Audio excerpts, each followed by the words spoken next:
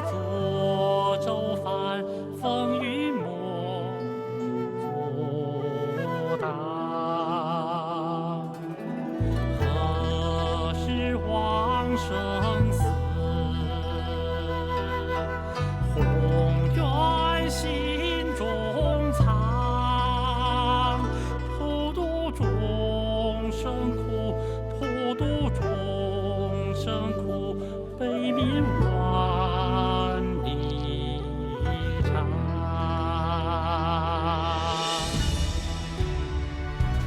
天苍苍，海茫茫，佛陀在北斗量，千机一动终无悔，人生只做一世又何妨？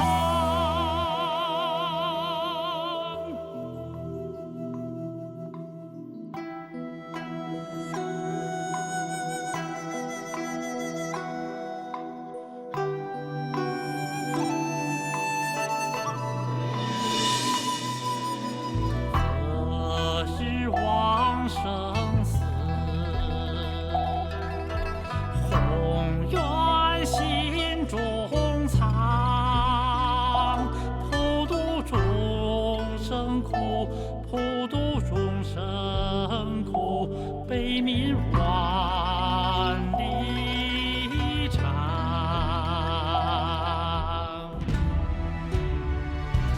天苍苍，海茫茫，佛陀在北斗量，千机一动终无悔，人生只做一世又何妨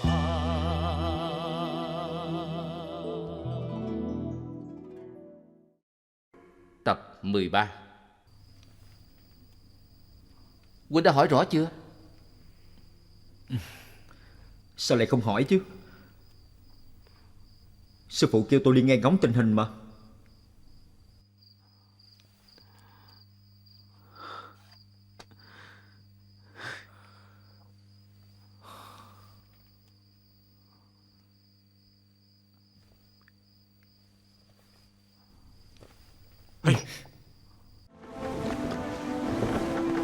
Đại sư ơi, đến Thiệu Châu rồi.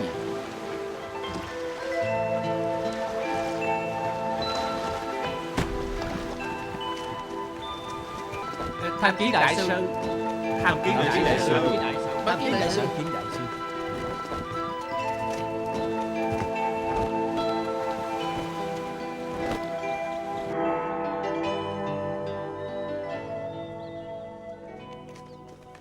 Sư phụ, mau về phòng nghỉ ngơi thôi. Nè, Nè, mau vô đi, vô đi, vào đi, Vào đi. Đi thôi bên này. nhanh lên. Bên này nè. Đi thôi, Đi thôi.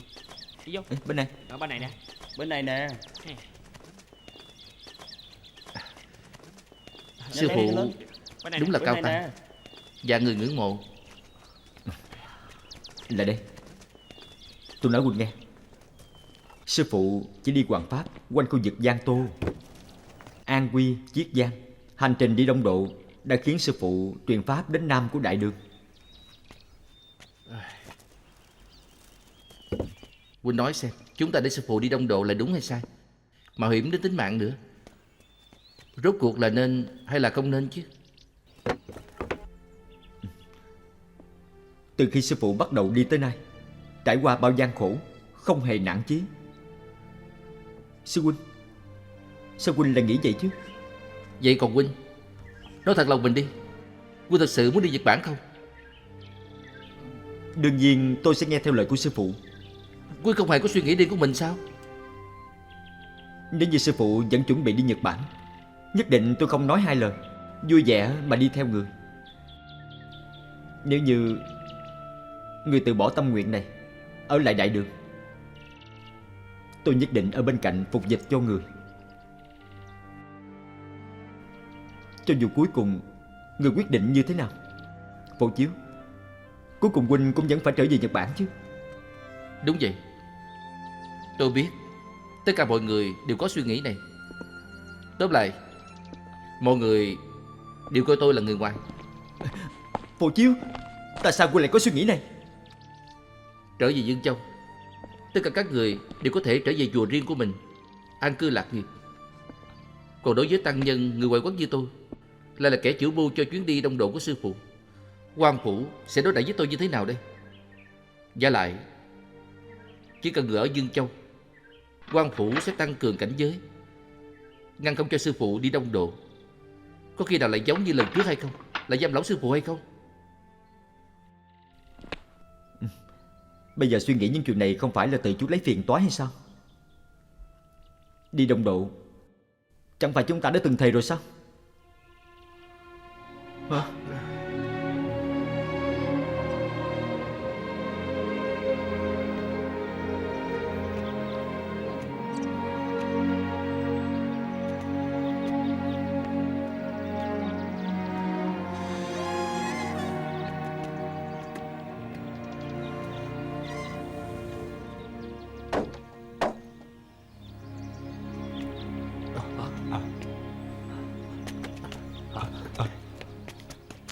Sư phụ có trong đó không? Sư phụ đang ở bên trong. Người đang nghỉ ngơi. Vậy lát nữa tôi sẽ đến.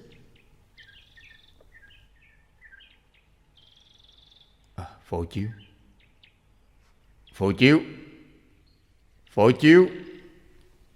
Sư phụ, sư phụ, có đệ tử. Sư phụ, thầy gọi con. Ta nghe tiếng con bên ngoài. Có việc gì không? Sư phụ,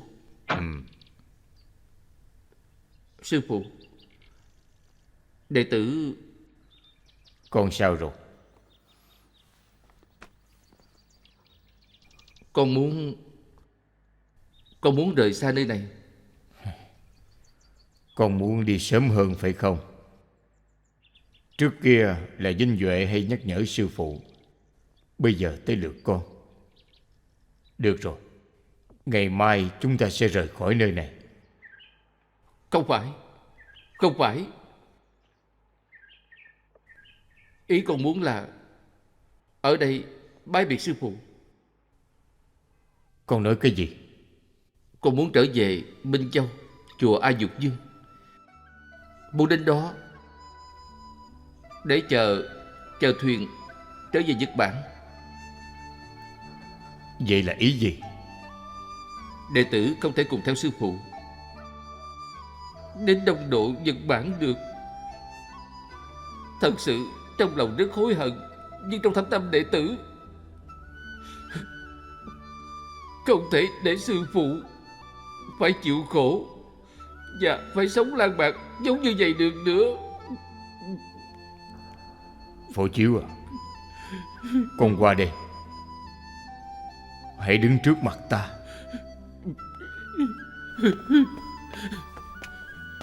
Sư phụ,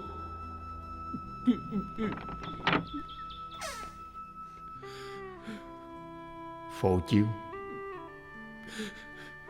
từ khi ta thề đi đông độ Nhật Bản truyền pháp, sau mấy lần thất bại, bất hạnh, đến nay chúng ta vẫn phiêu bạt trong bổn địa. Cho nên lòng thành này, tâm nguyện này có ngày sẽ trở thành hiện thực. sư phụ. Phổ Chiếu, cuộc sống lang bạc kéo dài, những người theo ta đều mệt mỏi hết rồi. Bây giờ Quảng Châu lại không tìm được thuyền. Chúng ta chỉ có thể đến Dương Châu nghỉ ngơi cho khỏe, rồi lên kế hoạch lại xem sao.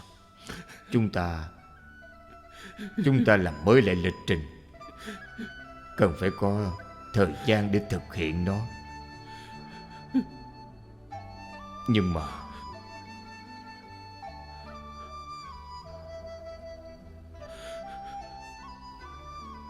Phổ Chiếu, địa vị của con và chúng ta không giống nhau. Nếu như con cứ chờ đợi như vậy, chỉ là mất thời gian và tổn hao công sức. Thầy cũng đồng ý với con. Nếu như có thuyền nào thích hợp, con cũng có thể về trước. Nhưng mà khi ta nghĩ đến suốt 8 năm nay con đi theo ta, đồng cam cộng khổ, vậy mà cuối cùng sư phụ không thể cùng con đi thuyền đến Đông Độ. Trong lòng sư phụ thật sự nuối tiếc không nói nên lời.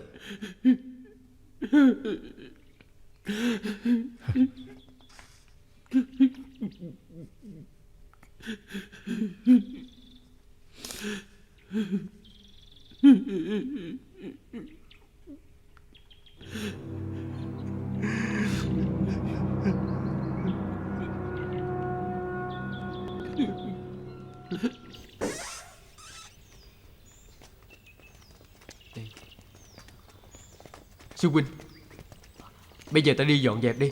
Đức Được Thanh. rồi, yên tâm đi. Đức Thanh à. Đức Thanh à, Phổ Chiếu sắp đi rồi. Đi đâu? Huynh ấy muốn sai sư phụ đến Minh Châu, tự tìm thuyền trở về Nhật Bản. Sư phụ để cho huynh ấy đi sao? Không phải, là tự huynh ấy đề xuất đó. Sư phụ nghe huynh ấy nói như vậy thì lập tức rơi nước mắt. Đức Thanh à, Vinh Duệ đã mất rồi, Phổ Chiếu thì sắp đi. Chuyến đi Đông Độ của sư phụ chắc cũng sẽ kết thúc thôi. Chúng ta có thể ở lại đây nữa hay không vậy? Hay là tứ tán khắp nơi? Cái gì? Tứ tán khắp nơi sao? Huynh về Trường An, còn ta về Lạc Dương. Muốn về, huynh về một mình đi.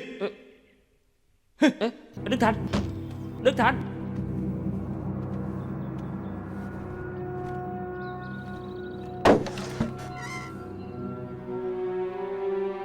Đức Thanh Pháp Đệ, tôi muốn...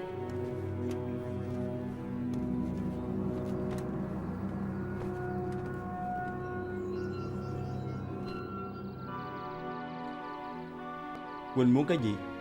Muốn đào tẩu sao? Không, hoàn toàn không phải như vậy.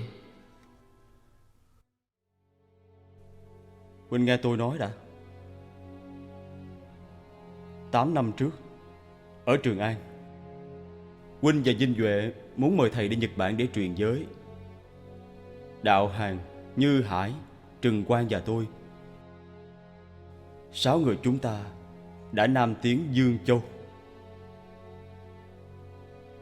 Từ khi sư phụ thề đến Đông Độ tới nay, chúng ta đã trải qua khó khăn gian khổ như thế nào. Như Hải bị buộc tội du quan, tưởng chừng đã chết. Chúng ta mua tàu ra biển rồi bị đắm tàu, bao nhiêu người chung thân vào bụng cá. Lạc vào quan đảo, đói rét bao trùm, 8 ngày tuyệt thực, tưởng đã đói chết từ lâu rồi. Chúng ta đi đoạn đường dài tới Phúc Châu, lại bị quan binh áp giải về Dương Châu, chịu nhục những lời lăng mạ.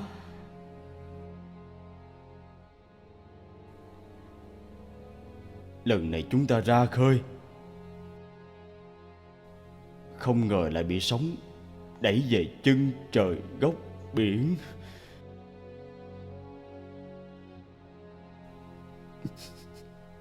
Vinh Duệ đã chết trên đất khách rồi, nhưng tâm nguyện vẫn còn đó.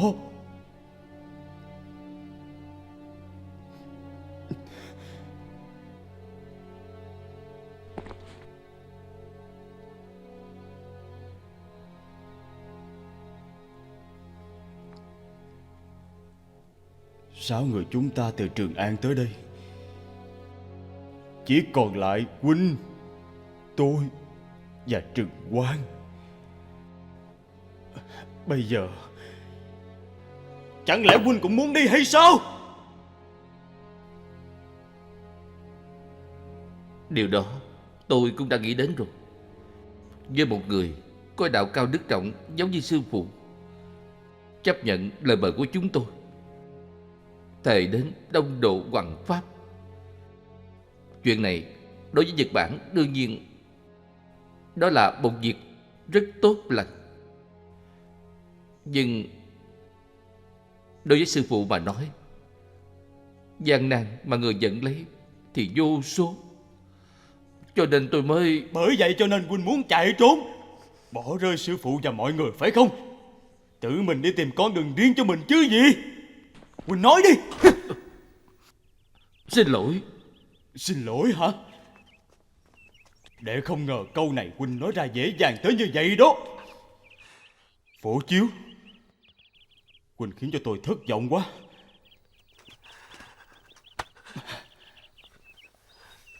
Mau thu dọn đồ đạc rồi đi đi. Tôi không muốn nhìn thấy huynh thêm một ngày nào nữa. Đức Thành. Sư phụ. Đức Thành, con đến từ biệt phải không? Con vừa nói những gì với Phổ Chiếu? Sư phụ. Sư phụ. Đức Thành, con phải xin lỗi Phổ Chiếu vì ngôn hành vừa rồi của mình. Sư phụ, Đức Thành nói rất là có lý. Đều tại con suy nghĩ không chu đáo. Phàm là người làm nên đại sự, tất phải trải qua nhiều trắc trở gian nan. Chúng ta gặp nhiều trắc trở và tai nạn, sao có thể đổ hết lên người Phổ Chiếu được? Từ lúc họ đến Dương Châu tới nay, Vinh Duệ và Phổ Chiếu đã chịu rất nhiều cực khổ, hơn cả những gì mà chúng ta đã vượt qua. Họ đã 2 lần bị truy bắt áp giải, sống lại từ cửa tử. Nhưng mà họ vẫn không nản lòng, kiên quyết không buông.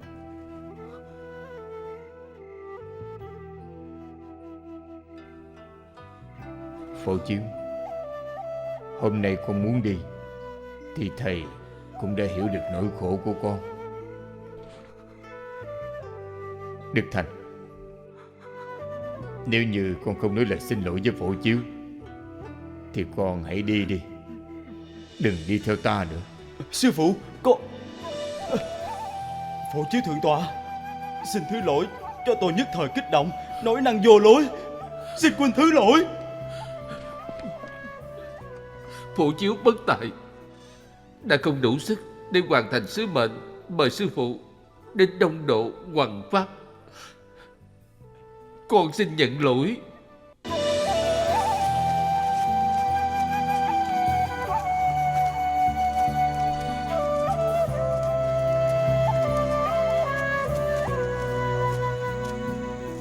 Sư phụ, xin người hãy về đi. Đệ tử xin phép được cáo từ tại đây. Từ Ngạn, Tư Thác, bao giờ sư phụ về đi. Sư phụ. Về thôi. Phổ Chiếu, con đi đi.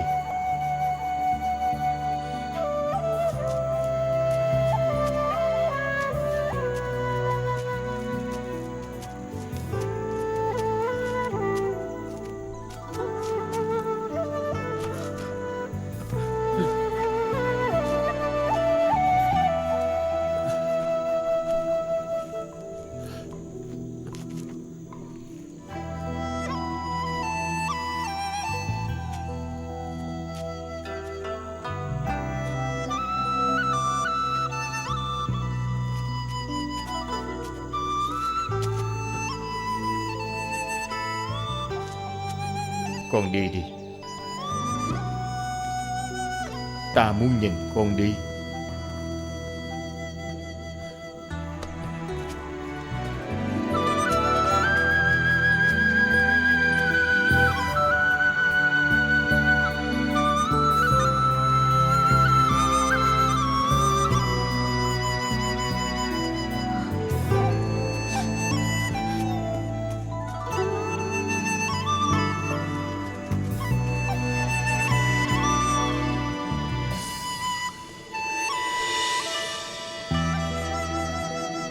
Sư phụ, người đã đi xa rồi, chúng ta về thôi. Phổ Chiếu đã đi xa chưa?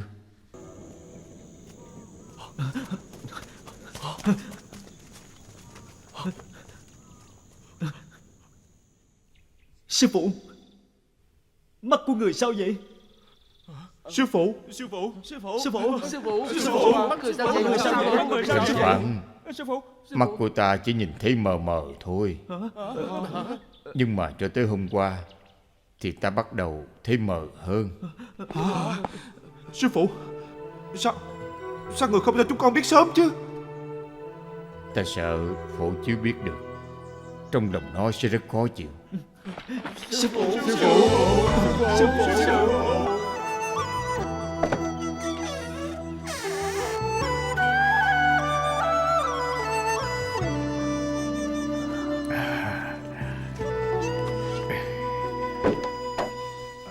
Bái Bái kiến đại sư. A Di Đà Phật. Bệnh mắt của đại sư có liên quan tới chuyện làm việc quá sức. Nhân dịp chữa trị bệnh này, ở lại Thiệu Châu vài ngày nữa đi. Đã uống rất nhiều thuốc nhưng không có kết quả. Nếu như ở đây chờ đợi, chi bằng mau trở lại Dương Châu sẽ tốt hơn. Tôi nghe nói có một vị y sư người Hồ chuyên trị bệnh về mắt, dạo này đang chẩn trị ở Thiệu Châu. Vậy vị y sư người Hồ đó có trị khỏi bệnh mắt cho đại sư được hay không vậy? Chúng ta có thể mời ông ấy đến xem thử, xem có thần y hay diệu thuật gì hay không. Không biết y của đại sư như thế nào? Đa tạ chư vị có lòng. Bệnh mắt của tôi đã khó trị lắm rồi. Sư phụ, người cứ mời ông ấy đến xem thử, biết đâu có chuyện biết thì sao? Sư phụ à, người hãy thử xem sao. Hãy thử xem.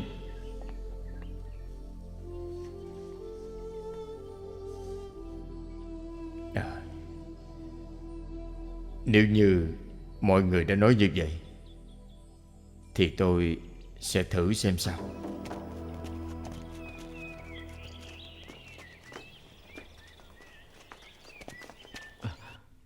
Y sư mời.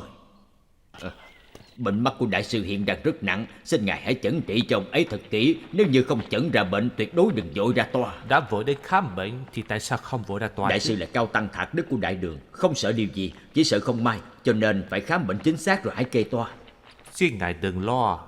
Sau khi tới đại đường, tôi đã trị bệnh mắt cho rất nhiều người. Người chỉ khỏi nhiều vô số kể. Ở Quảng Châu khoảng 700-800 người, ở Tuyền Châu khoảng 500-600 người, lần này tới Thiệu Châu cũng chỉ khỏi mấy chục người rồi.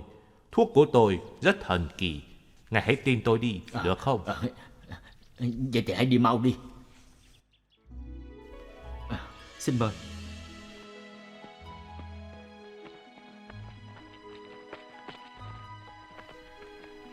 Đại sư, y sư Tây Dực tới rồi.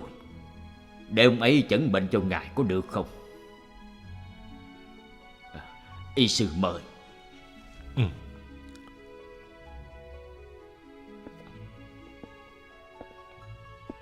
Xin thỉnh an đại hòa thượng. Đa tạ y sư đường xa tới đây.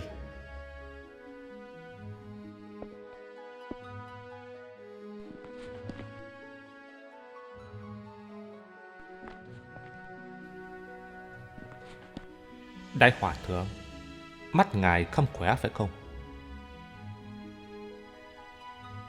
Đại hòa thượng, như vậy nha. Mắt nhìn theo tay tôi, chuyển động theo tay tôi. Bên này sang bên này có thấy không? Thư giãn một chút đi. Thử lại xem. Thư giãn đi. Để tôi xem.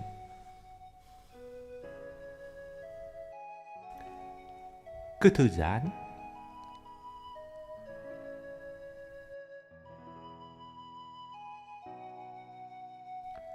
Đại hòa thượng, Có phải khi đảo mắt qua lại thấy tốt một lúc rồi thấy mờ mờ không?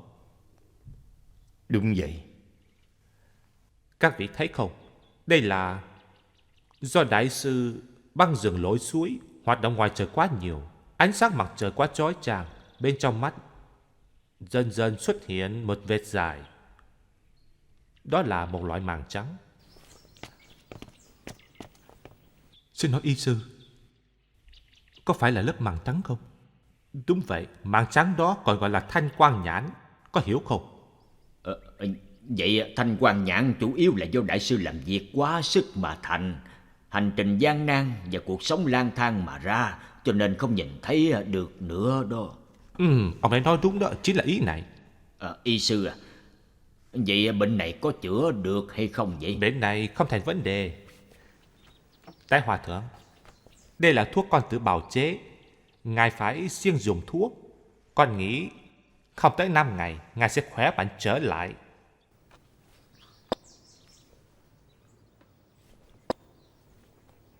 Tiểu sư phụ, lấy cho tôi một cái chén đi. Cái chén. Được.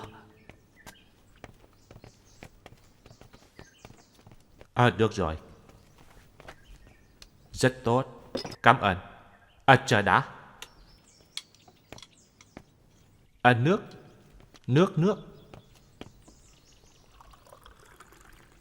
Đủ rồi.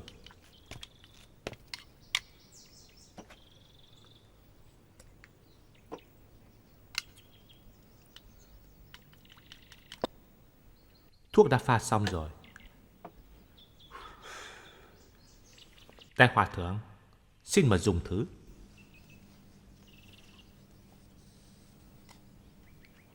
Đa tạ. Đừng khách sáo.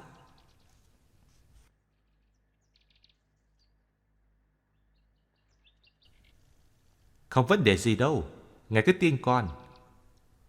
Uống đi.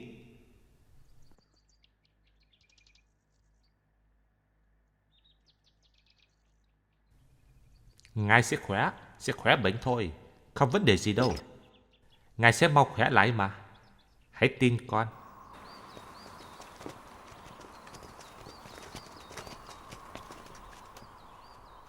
Làm phiền y sư rồi. Xin y sư nhận cho. Không. Ngài cầm đi. Đại sư đại đường thật là phóng khoáng.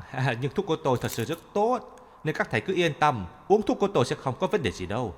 Hiểu không hả? Cứ yên tâm đi. A Di Đà Phật. A Di Đà Phật. Vậy thì bây giờ tôi phải đi đây. Tạm biệt.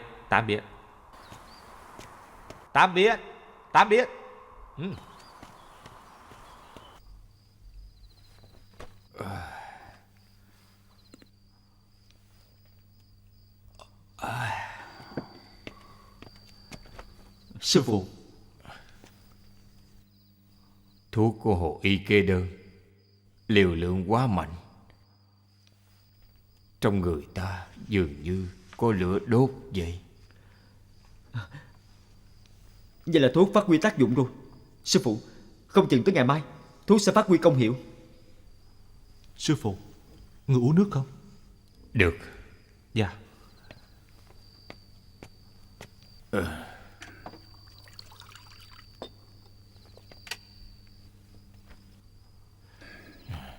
Dạ đây. Sư phụ, uống từ từ thôi.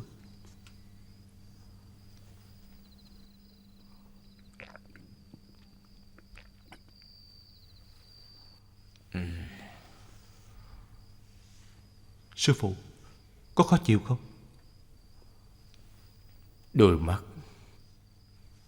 Đôi mắt của ta hơi đau, nhưng mà không sao. Đi đi.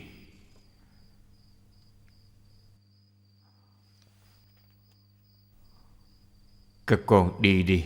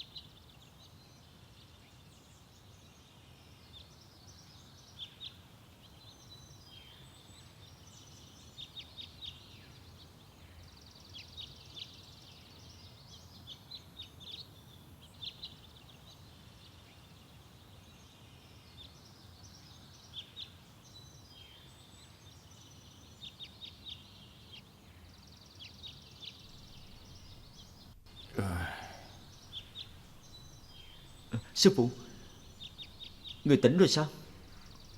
Bây giờ canh mấy rồi? Trời sáng rồi hả?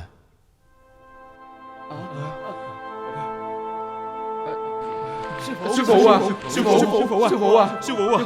Sư phụ! Sư phụ! Sư phụ sao rồi? Sư phụ! Sư phụ! Xem ra trời đã sáng rồi. Sư phụ! Sư phụ!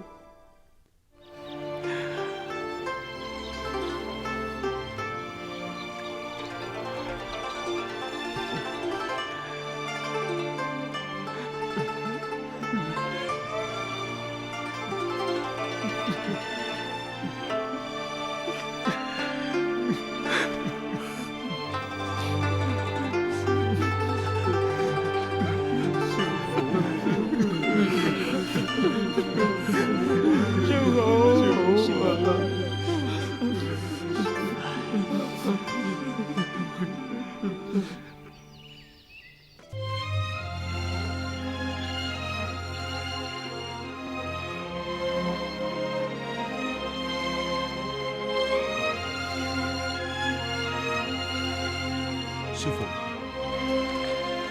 người cứ yên tâm mà đi. Từ nay về sau, con sẽ là đôi mắt trong người, là cái gậy trong người. Sư phụ, con cũng vậy. Sư phụ, con cũng vậy. Con cũng vậy. Con cũng vậy. Con cũng vậy. Sư phụ. Cảm ơn các con, các đệ tử. Hôm nay sư phụ sống trong bóng đêm mới cảm nhận được ánh bình minh đối với chúng sanh quan trọng đến mức nào.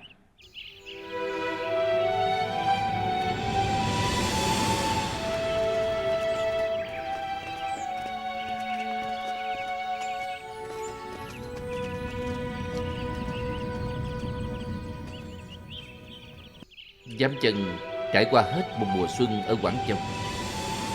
Do không có thuyền nào đi đến Nhật Bản, đành quyết định rời khỏi Quảng Châu trở về Dương Châu.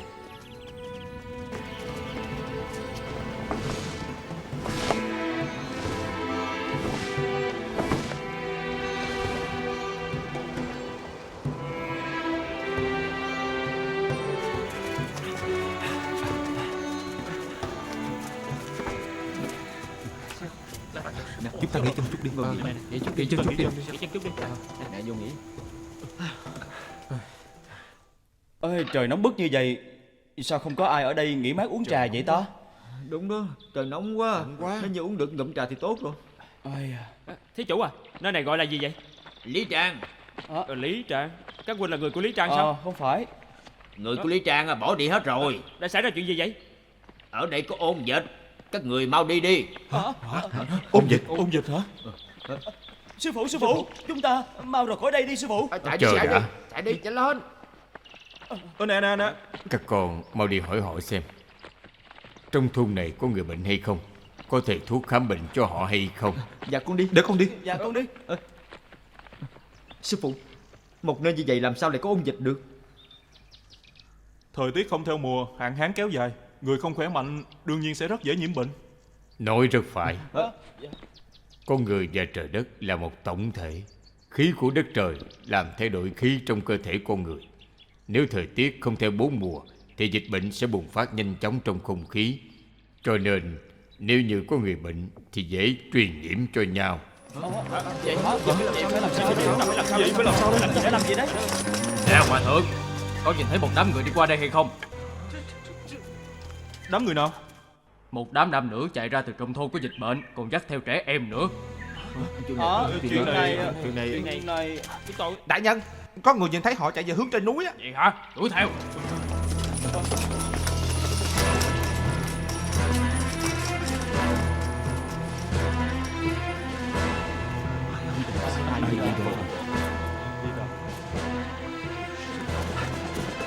Nè, Lão Hương, Lão Hương à, thôn dịch bệnh có đại phu chữa bệnh không vậy? Trời ơi, có 2 người tới rồi, càng chạy thì người chết càng nhiều.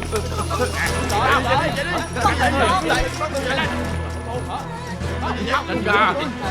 Có một phương pháp nữa không phải đi bại để gì đó. Đại nhân, có gì từ từ nói. Các người không thể đối xử với chúng sanh như vậy được. Bọn họ tự ý bỏ trốn, đem bệnh truyền dẫn ra ngoài. Chẳng phải sẽ bắt ôn dịch đến hay sao? Đặt thuốc vào. Được rồi. Đây, nhanh lên đây. Đây, nhanh lên. Không có bệnh đâu, bắt tôi làm gì? Đi đây. Nhanh lên. Dạ đi. Đây. Đây. Đi lên. Đi đây. Dạ đi. Dạ đi. Đi về. Đi nhanh. Canh chừng nghiêm ngặt, không thể để người nào thoát ra. Các vị pháp sư xin dừng bước. Nơi này rất nguy hiểm, xin được tiếp cận nữa. Không tiếp cận thì làm sao trị bệnh cứu người. Cứ để ta vào đó xem cho rõ đi. Chuyện này tuyệt đối không thể được. Sư phụ, ôn dịch không giống như những bệnh thường. Người không thể vào đó được đâu. Lỡ như sư phụ vào được đâu. Sư phụ. Ba tánh chịu khổ, nguy hiểm tính mạng, là người đệ tử Phật, sao có thể thế chết mà không cứu được. Vả lại ta theo y học đã nhiều năm, không chừng có thể tìm ra cách cứu chữa căn bệnh này. Hả? Hòa thượng có thể trị ôn dịch sao? Cứ thử xem. Sư phụ, tuy đệ tử không có y thuật cao siêu như sư phụ, nhưng cũng có thể căn cứ cho tình hình dịch bệnh, đối chứng và kê toa. Sư phụ, xin hãy cho đệ tử đi theo người. Đúng vậy. Thượng sư phụ, ôn dịch rất đáng sợ, là vì chúng ta không hiểu rõ về nó. Một khi chúng ta đã tìm rõ nguyên nhân, sẽ có cách giải quyết nó. Thật ra ta có một chút kinh nghiệm, ta nghĩ ta có thể thử. Hòa thượng, sau khi ôn dịch phát sinh ở đây, nhiều quan y đã cứu trị rất lâu. Tất cả các loại thuốc được chở tới tận xe, nhưng tình hình dịch bệnh vẫn không thuyên giảm. Ngày nào cũng có người chết hết. Trừ khi hòa thượng thật sự có linh đơn diệu gì đó. Ta không có linh đơn diệu dược gì cả. Nhưng mà nếu như ngay cả người bệnh cũng không dám tiếp cận, thì làm sao mà trị bệnh được? Được rồi. Bổn quan tuy quân lệnh tại thân, nhưng hòa thượng vì chúng sinh mà chịu khổ, xả thân quên mình. Một là muốn chữa trị, tại hạ chỉ có thể kháng lại quân lệnh để hòa thượng chữa bệnh cho bá tánh thôi. A Di Đà Phật. A Di Đà Phật.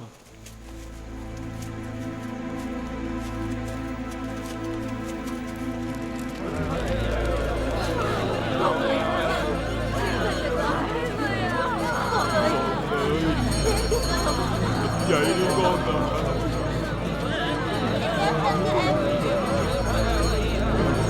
Tỉnh dậy đi.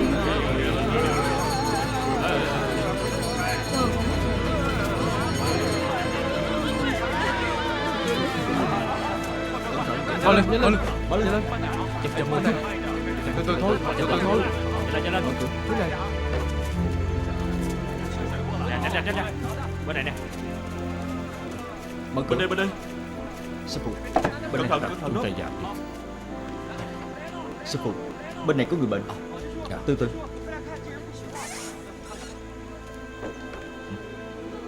Con ơi. Nè, đưa tay cho tôi.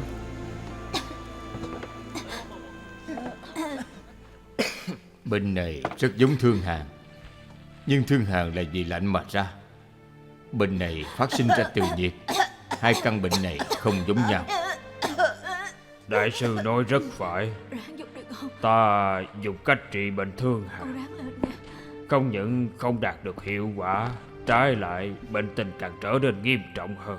Xin đại sư hãy chỉ giáo. Bần tăng cho rằng trị bệnh này thì phải tập trung phân tán nhiệt ổ bệnh, hồi phục lại sức sống. Nhưng mà phải căn cứ vào bệnh tình của người bệnh, chọn dùng thập thần canh, nhân sâm giải độc và thập vị xuyên khung để uống nữa.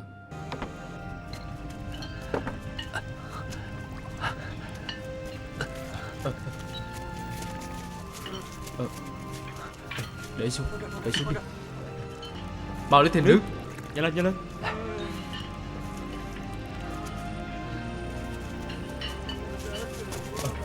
Tường Ngạn. Sư phụ,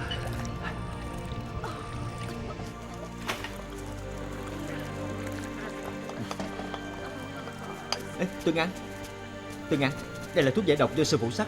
Mau uống đi. được rồi. Huynh uống trước đi. Đợi một lát đi mà. Bảo tôi xem con của tôi đi.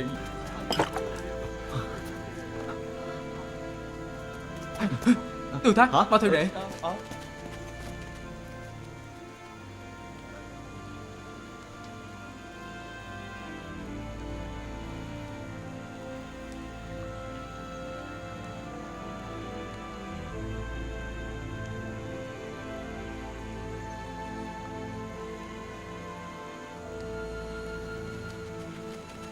Sư phụ, sư phụ,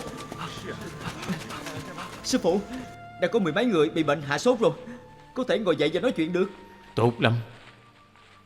Vất vả cho đại sư rồi. Không vất vả đâu.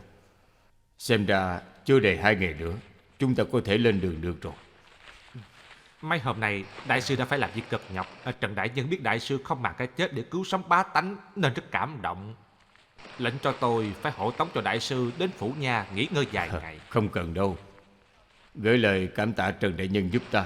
Chúng ta còn phải gấp rút lên đường nữa.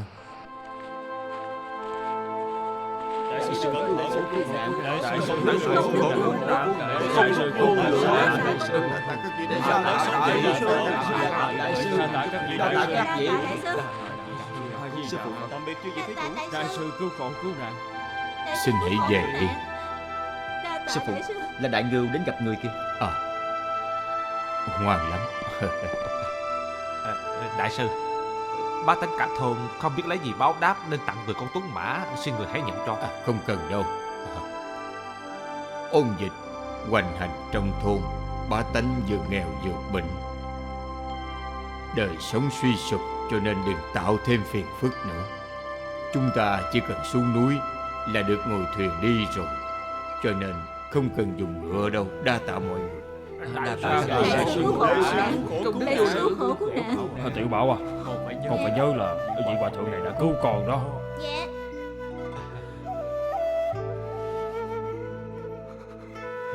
Sư huynh, huynh sao vậy? Không sao.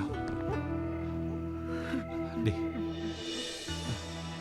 Các vị đại sư. Đại sư Điện Tử. Đại sư Điện Tử. Đại sư cứu nạn. Đại sư cẩn thận.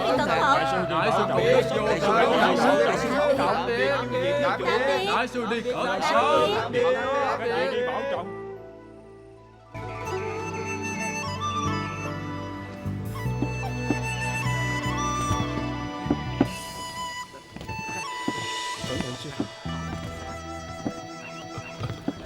Nhanh lên, nhanh lên. Tường Ngạn, tay của con rất nóng. Con bị sốt rồi. Con không sao. Sư phụ, người yên tâm đi. Nè, bao Dạ, giờ sư phụ. Đi từ từ thôi sư phụ, cẩn thận đó. Bên này, bên này. Cẩn thận sư phụ. Dạ, bên này nè. Cẩn thận thôi. Sư huynh.